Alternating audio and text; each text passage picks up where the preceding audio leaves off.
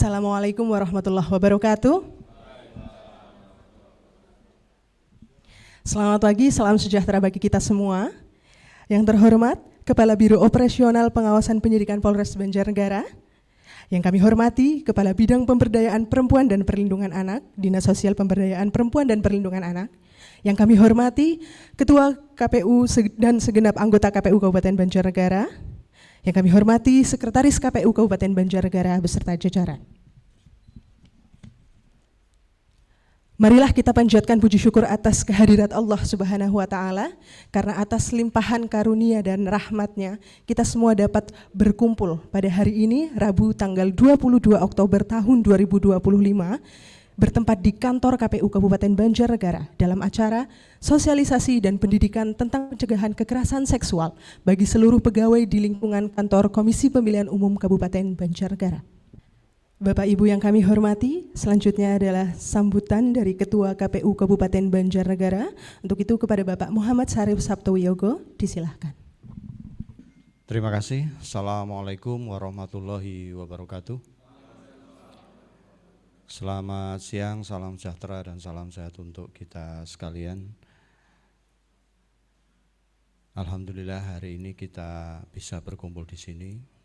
Yang saya hormati Pak Saripin, KPU Reskrim Polres Banjarnegara, Mas Toro yang semestinya sudah berpindah kantor jadi sekretaris Dishub, tetapi karena mandatnya secara tradisional itu masih ada di Dinsos, jadi ya hari ini masih membersamai kita gitu ya. Yang saya hormati, yang saya banggakan dan yang saya cintai teman-teman anggota KPU Kabupaten Banjarnegara, sekretaris dan jajaran sekretariat Kabupaten Banjarnegara.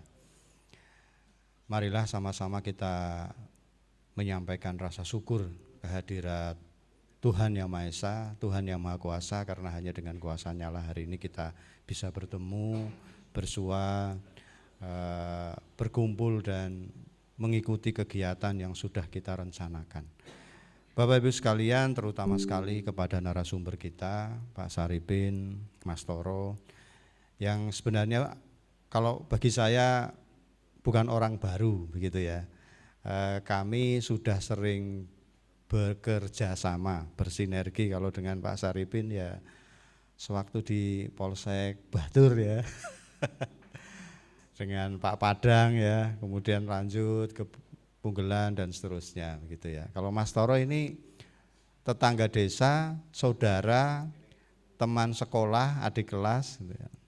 Tetapi karirnya seperti meteor. Cuis gitu ya. Sukses lah semuanya. Pak Saripin sebentar lagi juga menyambut AKP-nya, mudah-mudahan juga sukses dimanapun nanti ditempatkan, mudah-mudahan segeralah turun itu.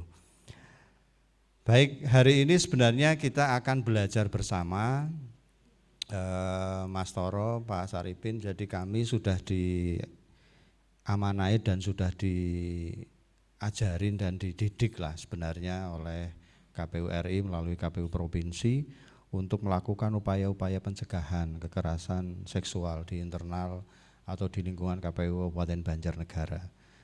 Sebenarnya semua untuk membekali kita manakala nanti misalnya terjadi, tetapi lebih kepada antisipasi, karena seperti yang kita diskusikan tadi ternyata mungkin ada hal-hal yang mungkin sifatnya sepele gitu ya, yang dirasa sebuah kewajaran tetapi itu mungkin sudah dalam taraf melecehkan secara fisik begitu ya, terhadap teman-teman atau kolega kita di kantor gitu. Misalnya ungkapan-ungkapan, ekspresi-ekspresi yang semestinya tidak dilakukan tetapi dilakukan, ungkapan-ungkapan yang mungkin ditujukan untuk hal-hal yang lucu tetapi kadang-kadang diterimanya wah ini pelecehan dan sebagainya. Sering terjadi mungkin dari kita-kita yang cowok-cowok kepada yang cewek gitu ya. Tetapi tidak menutup kemungkinan juga yang cewek kepada yang cowok, mungkin itu ya. Ada relasi kuasa di sana dan sebagainya yang membuat kadang-kadang orang bahkan mungkin enggan untuk melapor misalnya. Wah, takut nanti disanksi, dimarahi dan sebagainya. Kalau di lingkungan-lingkungan yang lain kayak di lingkungan pendidikan ya bisa saja guru kepada siswa gitu ya, dosen kepada mahasiswa dan sebagainya.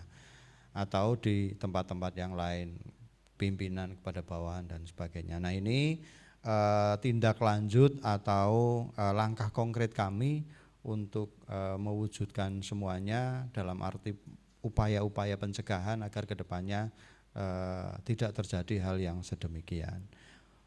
Mungkin itu saja yang bisa saya sampaikan untuk mempersingkat waktu. Harapannya apa yang kita laksanakan hari ini bermanfaat, berguna untuk kita sekalian, baik jajaran pimpinan dan teman-teman sekretariat, supaya kedepannya baik di lingkungan KPU, di lingkungan keluarga, di masyarakat sekitar mungkin bisa menyampaikan pesan-pesan ini, melakukan pencegahan agar kondisi-kondisi yang tidak diinginkan tidak terjadi.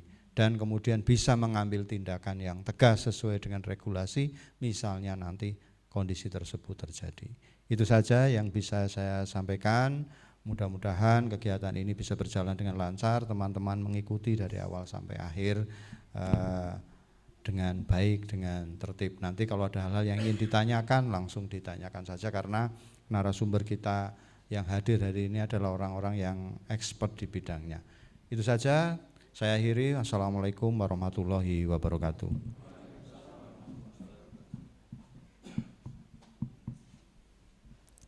Baik, Bapak Ibu yang kami hormati, selanjutnya adalah sambutan oleh Koordinator Satuan Tugas Pencegahan Kekerasan Seksual KPU Kabupaten Banjarnegara. Untuk itu kepada Bapak Castro Suito, disilahkan.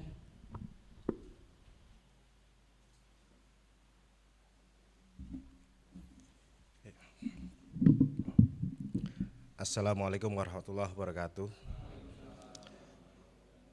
Sedikit saja menambahkan tadi apa yang sudah disampaikan oleh Pak Ketua, bahwa kegiatan kali ini adalah upaya kita untuk menginternalisasi nilai-nilai integritas kepada seluruh jajaran di KPU, baik itu komisioner maupun sekretariat. Ini adalah konsekuensi dari dikeluarkannya peraturan KPU nomor 1341 terkait upaya pencegahan. Jadi memang yang ada di KPU ini adalah upaya pencegahannya, tapi biar kita tahu apa saja yang dicegahkan, kita harus mengundang orang-orang yang expert apa saja yang biasa menjadi masalah itu yang ditemui. Nah, harapan kami nanti dari narasumber dari Pak Saripin dan Pak Toro bisa memberikan penjelasan-penjelasan yang nanti kiranya perlu menjadi perhatian bagi kami semua di KPU Kabupaten Banjarnegara, sehingga dapat melaksanakan tugas secara profesional di KPU. Saya kira itu yang bisa menjadi harapan kami semua, sehingga kita semua nantinya ke depan menjadi lembaga yang lebih baik dan berintegritas. Terima kasih. Assalamualaikum warahmatullahi wabarakatuh.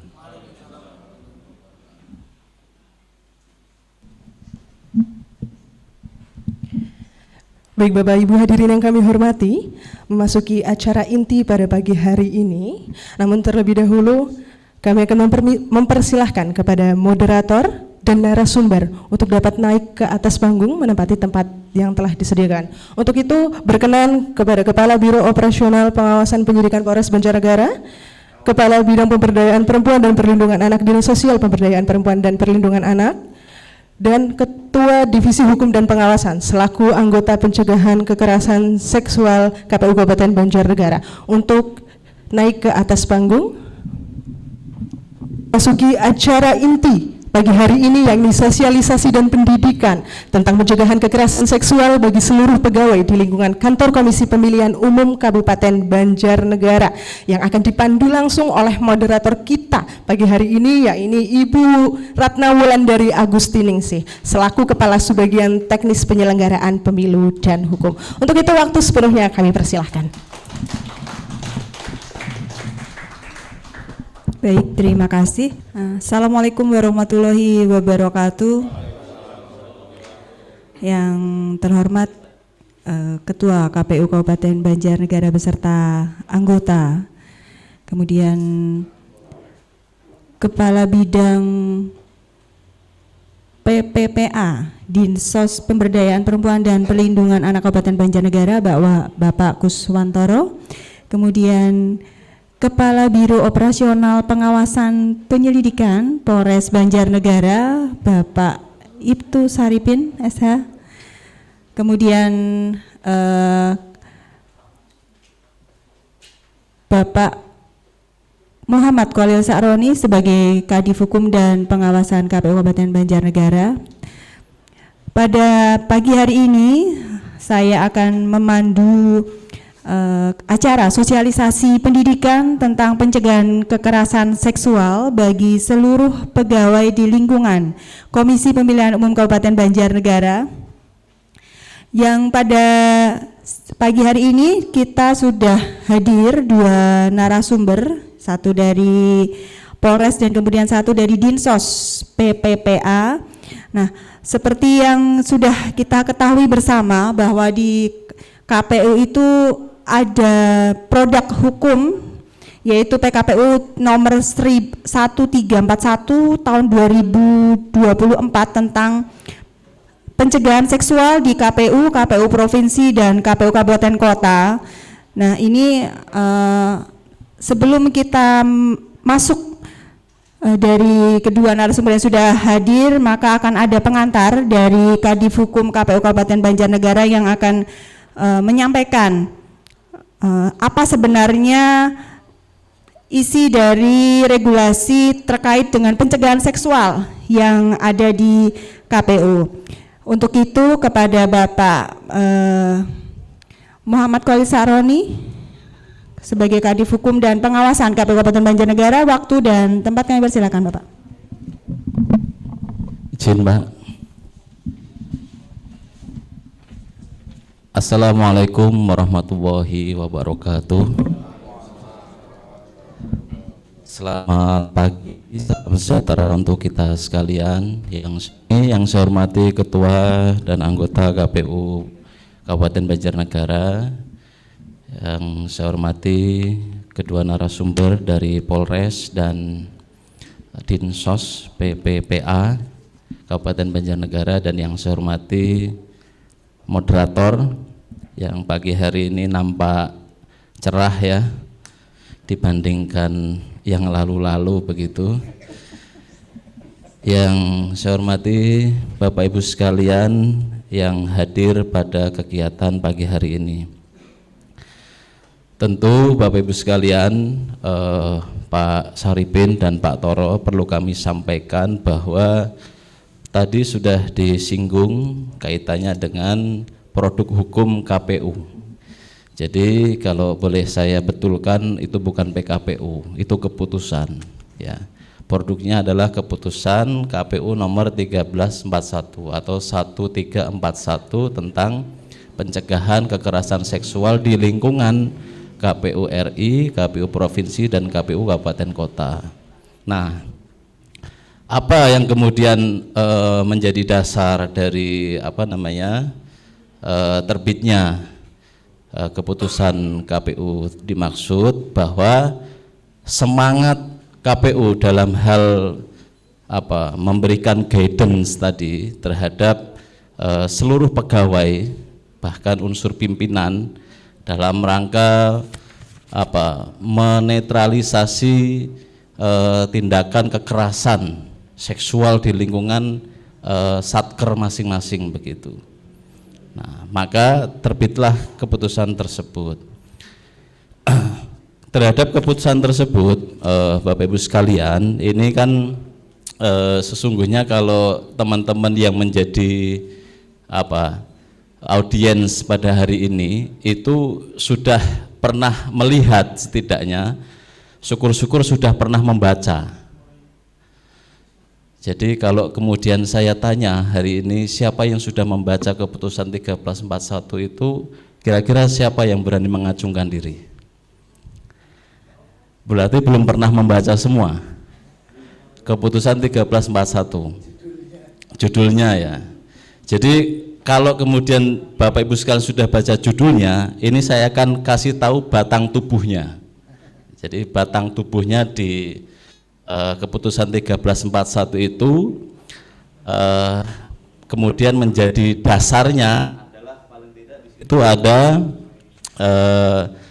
Undang-Undang nomor 7 ya tahun 1984 itu sebelum bahkan saya belum lahir itu Pak, itu sudah ada. Jadi terhadap perlindungan wanita, kalau bahasanya dulu itu wanita bukan perempuan. Jadi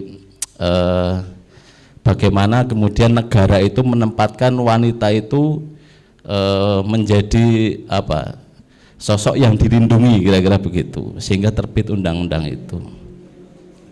Kemudian ada undang-undang hak asasi manusia, kemudian ada undang-undang tindak pidana kekerasan seksual ya Pak, undang-undang nomor berapa? 2 tahun 2022, undang-undang 12 Pak ya, Pak Saripin, undang-undang 12 tahun 2022. Kemudian tadi sudah disinggung ada undang-undang ASN, kemudian ada undang-undang tentang pilkada, undang-undang 1 2015, undang-undang tentang pemilu, undang-undang 7 2017. Karena ini lingkungannya penyelenggara pemilu, Pak Toro dan Pak Saripin ya. Jadi itu menjadi dasar juga terbitnya keputusan ini. Nah, ada juga keputusan tadi tentang SOTK ya, PKPU Tata Kerja 8 2019 itu Tata Kerja KPU Provinsi dan KPU Kabupaten Kota. Nah, yang terakhir Bapak Ibu sekalian itu ada PKPU 3 2022 tentang penyelenggaraan sistem pengendalian intern pemerintah.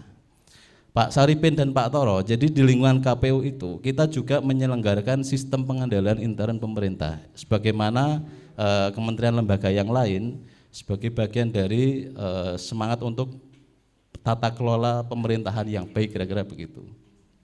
Jadi kita ini juga ada inspektorat di tingkat KPU RI, kemudian terintegrasi dengan BPK begitu ya. Artinya ini semangat yang diberikan oleh pimpinan-pimpinan kami di KPU RI terhadap penyelenggaraan sistem pemerintahan itu cukup kompleks begitu, yang kemudian mendasari terbitnya 1341 ini, keputusan 1341. Nah, kemudian jadi di semangatnya di 1341 itu setiap orang berhak mendapatkan perlindungan dari kekerasan seksual dan bebas dari kelakuan yang merendahkan derajat dan martabatnya di lingkungan tempat kerja. Jadi itu Pak. Kalau kemudian tadi Pak Toro sempat menyampaikan ke kami, jangan dibilang di KPU ini seolah-olah tidak ada, ternyata ada gitu Pak ya. Nah itu saya menjadi kepikiran Pak, yang selama ini saya di KPU kurang lebih hampir 2 tahun, itu memang tidak ada kekerasan itu nampak di telinga saya maupun saya melihat begitu. Tetapi ini dalam perspektifnya Pak Toro ini ternyata beda ternyata. Nah ini saya nanti barangkali kita semua juga pengen mendengarkan gitu ya, apa saja yang kemudian menjadi trigger seseorang kemudian bisa melakukan kekerasan seksual begitu. Kemudian terhadap keputusan 1341 itu bahwa di situ ada poin yang kemudian menjadi perhatian kita bersama, bahwa menjadikan pedoman pencegahan kekerasan seksual di lingkungan KPU, kemudian alur dari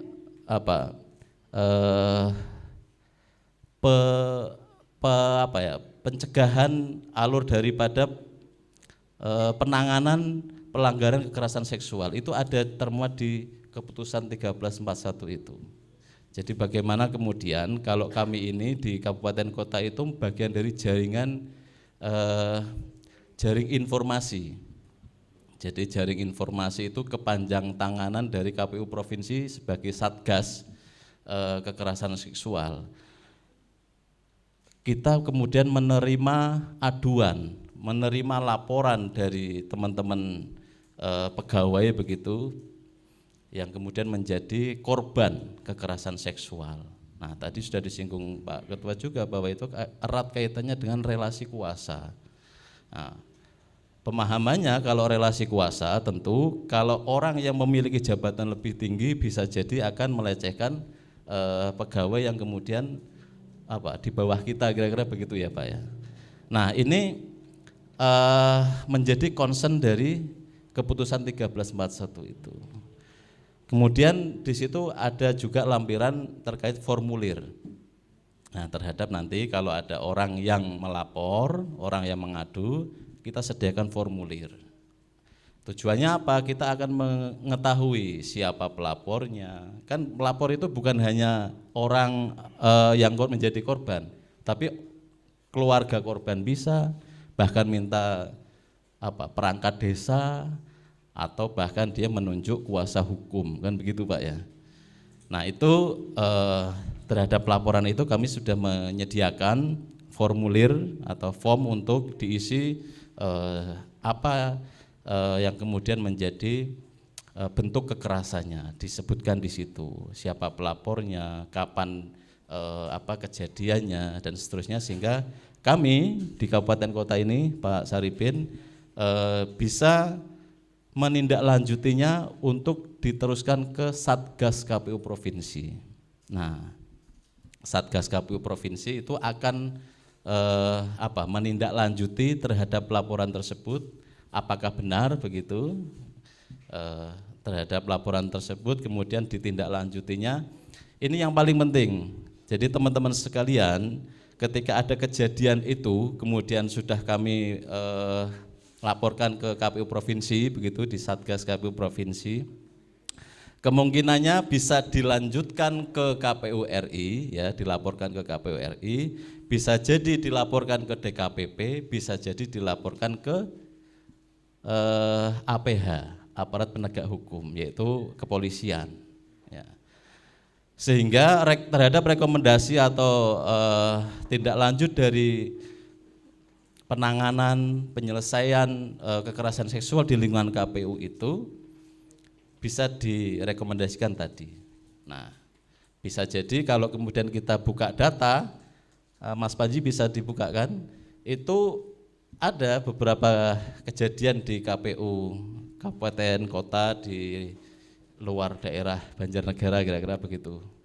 Nah, ini menjadi kekhawatiran pimpinan kami supaya terbitlah keputusan ini agar untuk mencegah ya, untuk mencegah. Jadi kalau sebuah peraturan itu tidak ada punishment atau tidak ada aturan, itu kira-kira kurang ini ya Pak, kurang pasti ya Pak Saripin ya. Jadi kalau kemudian kita berbicara hukum itu kan ada asas kepastian hukum, asas kemanfaatan, dan asas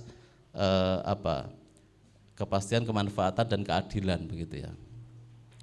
Jadi itu kemudian maksud dan tujuan daripada diterbitkannya keputusan 1341 adalah memberikan acuan dalam upaya mencegah kekerasan seksual di tempat kerja.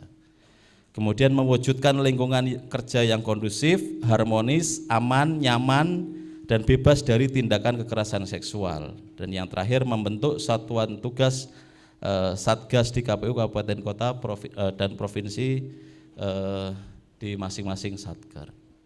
Artinya terhadap keputusan 1341 itu memiliki maksud dan tujuan agar mewujudkan lingkungan kerja yang nyaman, begitu kira-kira Pak. Jadi kalau sudah ada guidance ini, kira-kira kan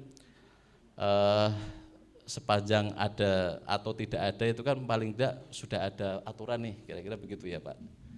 Jadi kalau mungkin yang sudah kejadian-kejadian itu di KPU lain itu belum terbit keputusan ini, sehingga barangkali itu langsung menjadi ke delik aduan pidana umum ya Pak Saripin, itu bisa ditindaklanjuti ke aparat penegak hukum. Yang terakhir Bapak Ibu sekalian, terhadap keputusan 1341 itu mencakup atau ada ruang lingkup paling tidak ada 4, yaitu kekerasan seksual di tempat kerja, Satgas Pencegahan, kemudian pencegahan kekerasan seksual dan penyelesaian kasus kekerasan seksual. Jadi kalau kita sudah paham di ruang lingkup, kemudian paham maksud dan tujuan, dasar dari satu peraturan atau keputusan itu kita sudah tahu, kira-kira seluruh isi itu kira-kira sudah bisa pahami, kira-kira begitu. Jadi Mbak Moderator sudah ini ya, sudah ada gambaran ya. Jadi bahwa nanti semangat dari KPU ini kemudian untuk mencegah kekerasan seksual di lingkungan KPU barangkali nanti bisa dielaborasi dari sisi penegakan hukum begitu, agar bagaimana perspektif penegak hukum itu ketika ada delik aduan pidana kekerasan seksual itu, atau sejauh mana penanganannya, atau pernahkah menangani perkara tersebut begitu. Nanti barangkali Pak Saripin bisa lebih expert begitu ya.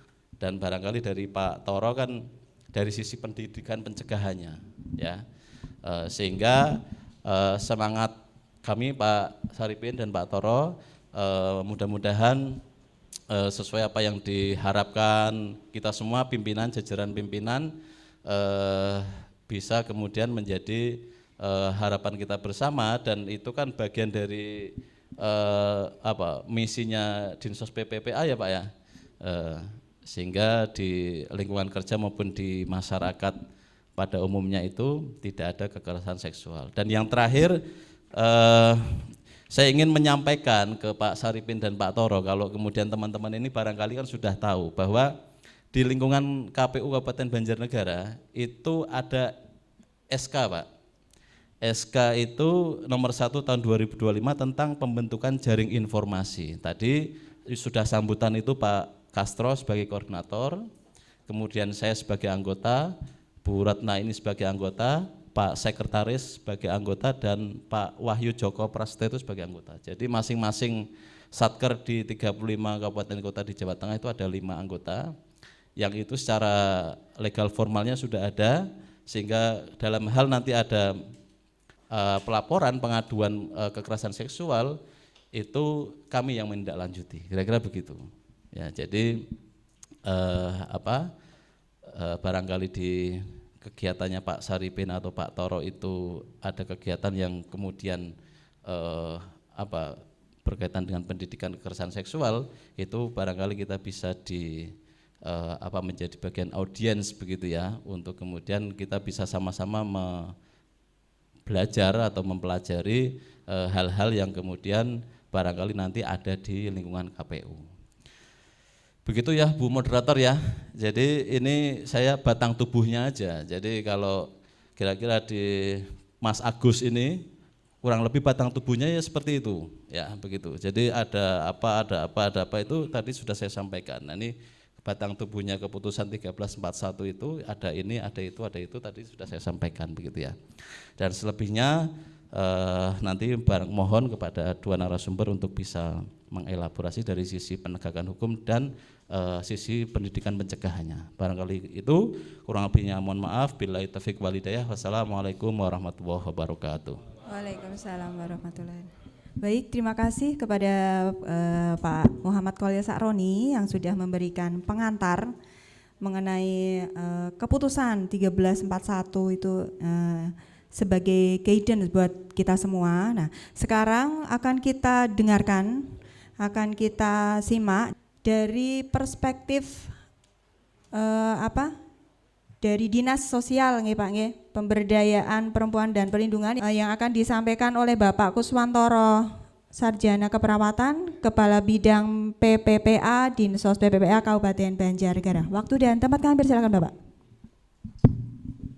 Bismillahirrahmanirrahim. Assalamualaikum warahmatullahi wabarakatuh. Alhamdulillahirrahmanirrahim. Puji syukur kehadirat Ilahi Rabbi yang telah memberikan kenikmatan kepada kita, sehingga di siang hari ini saya Toro dari Dinas Sosial PPPA Kabupaten Banjarnegara, kita sharing ya, berbagi terkait dengan kekerasan. Program apa sih yang sudah dilakukan oleh pemerintah untuk pencegahan itu? Salah satunya terkait dengan kami di Kabupaten Banjarnegara itu ada Forum Anak Kabupaten Banjarnegara. Forum Anak Kabupaten Banjarnegara. Sebagai apa Forum Anak itu? Sebagai pelopor dan pelapor dari ada kekerasan yang ada di sekitar anak-anak itu dan pencegahan perkawinan anak. Salah satunya yang ada di program anak itu sosialisasi terkait dengan pencegahan perkawinan pada anak. Jadi ya mungkin kalau Mbak Ova belum tahu itu karena kekurang kami memberikan sosialisasinya itu masih kurang. Dengan adanya seperti ini itu besar harapan kami. Jadi pihak-pihak karena kami di bidang itu hanya ada 3, saya, Pak Mur, Pak Wal, Pak Rendro, staf kami 3. Yang ikut itu adalah relawan. Relawan itu yang ikut saya itu berdua itu relawan yang sama sekali tidak ada jadi sosialisasi terkait dengan pencegahan, bagaimana pencegahannya itu memang terbatas, tapi program-programnya untuk menyasar ke masyarakat salah satunya ada Forum Anak sebagai pelopor dan pelapor, pencegahan perkawinan, bagaimana usia anak sebelum 19 tahun untuk itu bisa dikatakan dipersulit untuk menikah karena harus ada intrik iwilnya lah banyak itu. Tahu nggak jenengan? Anak di usia sebelum 19 tahun kan masih anak-anak nih mau menikah baik laki-laki maupun perempuan anak itu banyak prosesnya panjang, harus ke KUA itu izin-izinnya itu banyak. Tahu nggak jenengan? Tahu? Ya. Itu namanya itu bagian program dari pemerintah untuk mencegah, salah satu mencegah kekerasan pada nantinya anak. Karena apa?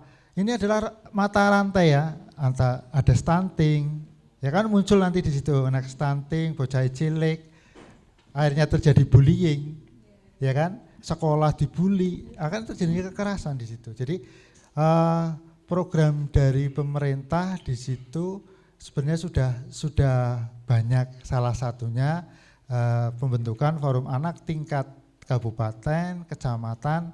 Sasaran kami mau pembentukan Forum Anak tingkat desa.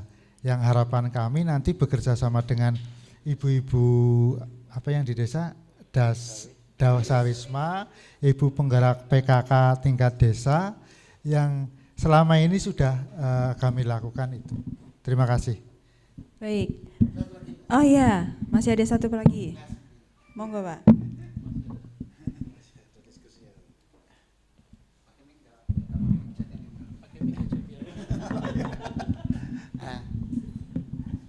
Ya menarik sebenarnya permasalahan kekerasan seksual ya. Tadi sudah dibahas, tapi yang jadi permasalahan memang penanganan secara hukum ini ya tergantung dengan pihak pelapornya juga. Nah, yang menarik ya ketika kasus-kasus di Banjarnegara sebenarnya kan banyak ya yang berimplikasi berimbas orang tersebut tadi yang disampaikan, dan saya pernah lihat juga bunuh diri karena akibat cinta, putus cinta kan kekerasan itu Pak ya, imbasnya seperti itu. Dan setelah ditelusuri juga tadi damai kan pihak keluarga karena dia bunuh diri sendiri ya.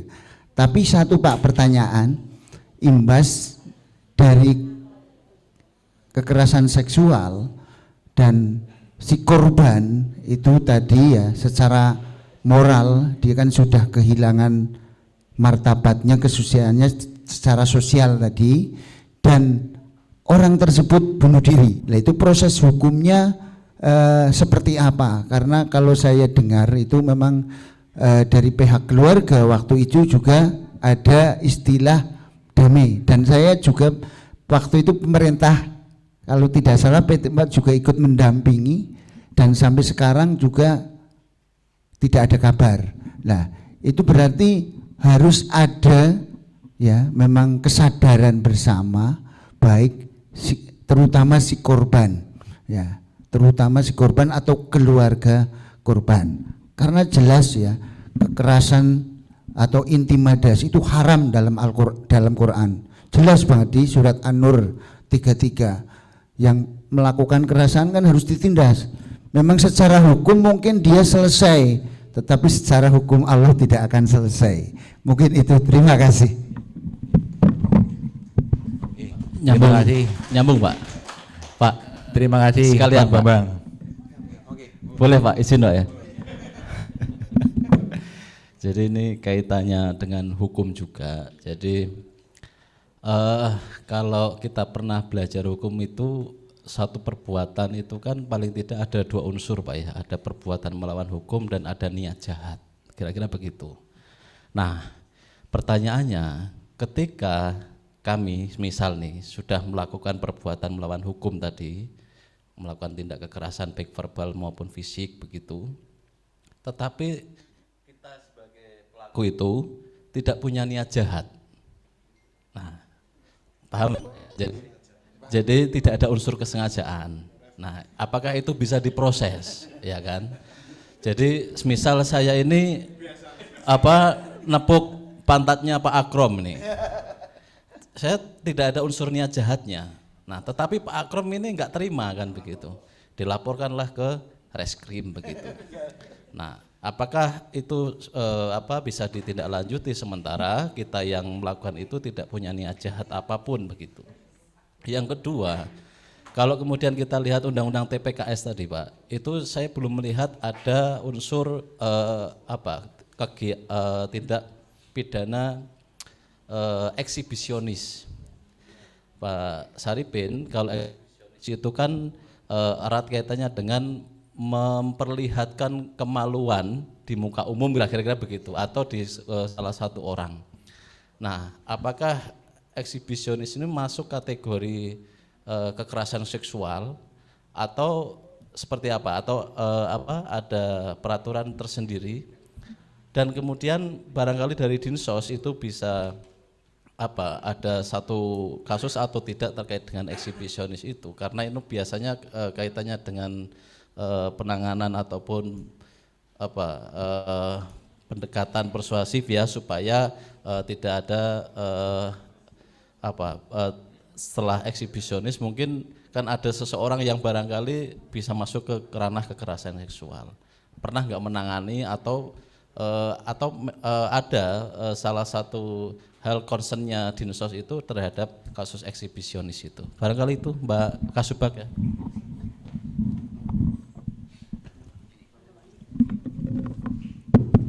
Terima kasih. Berarti ada dua pertanyaan nih. Pertanyaan yang pertama dari Pak Bambang ya. Kalau yang terkait dengan yang ditanyakan Pak Bambang terkait dengan proses hukum penanganan yang sudah dilakukan, itu memang sudah digelarkan Pak. Prosesnya memang sudah proses lidik, digelarkan mau naik sidik waktu itu ya kan. Tapi dalam proses mau naik sidik digelarkan itu ternyata muncul ada surat kesepakatan dari para pihak tersebut ya kan, yang mana memang waktu itu ada didampingi dari aparat setempat ya kan, juga mungkin ada didampingi dari LSM, yang mana menyatakan bahwa terkait dengan kasus tersebut sudah selesai, sudah tidak ada masalah, sudah mencabut laporannya ya kan, sudah ada surat kesepakatan, sehingga memang buat kami itu memang dilema juga Bapak ya. Kita mau memproses, di satu sisi para pihak ini sudah selesai, seolah kayak kita itu memaksakan diri gitu kan ya kan. Memang ya secara aturan undang-undang kita bisa sebenarnya memproses itu Pak Bambang ya kan, cuma kendala kita di situ. Jadi di satu sisi terkait dengan citra kita juga sedang dalam posisi sorot ya kan, kita memaksakan orang yang sudah berdamai, sudah tidak ada masalah untuk diproses hukum seperti itu loh. Jadi memang tadi kita sampaikan di awal juga sampaikan, ini juga kita sering dikomplain juga dari pihak P2TP2 ini, dari sini sering mengkomplain kita memang beliau-beliau ini ya, Pak ini gimana ini. Kita memang ya kayak gunung es juga ya Pak, di satu sisi kita kepengen proses hukum, tapi di sisi lain para pihak ini sudah berdamai, sudah sepakat. Jadi manakala memang tidak muncul apa ya, mungkin sesuatu yang mungkin apa komplain ya kan, tentu kita sementara ini ya mereka sudah selesai dulu ya kan. Tapi manakala mungkin nanti tetap ada potensi mungkin komplain yang memang harus itu kita angkat, ya tentunya nanti ya kita akan mempertimbangkan seperti itu. Mungkin itu yang dari Pak Bangki. Kemudian terkait dengan yang disampaikan beliau tadi terkait dengan mengeksploitasi alat ya mungkin ya yang dieksploitasi itu memang di Undang-Undang TPKS memang tidak diatur, belum muncul di situ, tapi itu kita bisa kenakan naik dengan undang-undang pornografi, bisa masuk di undang-undang pornografi. Karena kita memang selama ini banyak laporan mungkin yang disampaikan terkait dengan kekerasan seksual, tapi dalam proses lidik yang kita lakukan ternyata itu unsurnya tidak masuk, masuknya di undang-undang pornografi. Kita angkat undang-undang pornografi seperti itu. Jadi diatur di situ ya. Jadi kemudian terkait dengan tidak ada mensrea niat jahat ini kan. Tapi manakala undang-undang itu mengatur, terus korban merasa dilecehkan, ya kan, melaporkan, tentu saja kita akan memproses itu Pak. Kita akan memproses ya kan. Tentu terkait dengan mensrea yang tadi jenengan sampaikan tidak ada mensrea niat jahat, dari keterangan hasil gelar para pihak, mungkin nanti kalau kita ragu-ragu kita akan meminta keterangan ahli ya kan terkait dengan perbuatan tersebut dilakukan, tidak ada mensrea niat jahat, tapi si korban ini merasa sebagai korban ya kan melaporkan dengan mungkin ada saksi dan yang lainnya terpenuhi unsur dua alat bukti. Kalau memang patut diduga jenengan bisa ditersangkakan ya tetap kita naik sidik, jenengan jadi tersangka seperti itu. Kalau memang dari hasil gelar contoh aja ya. Ya mungkin begitu.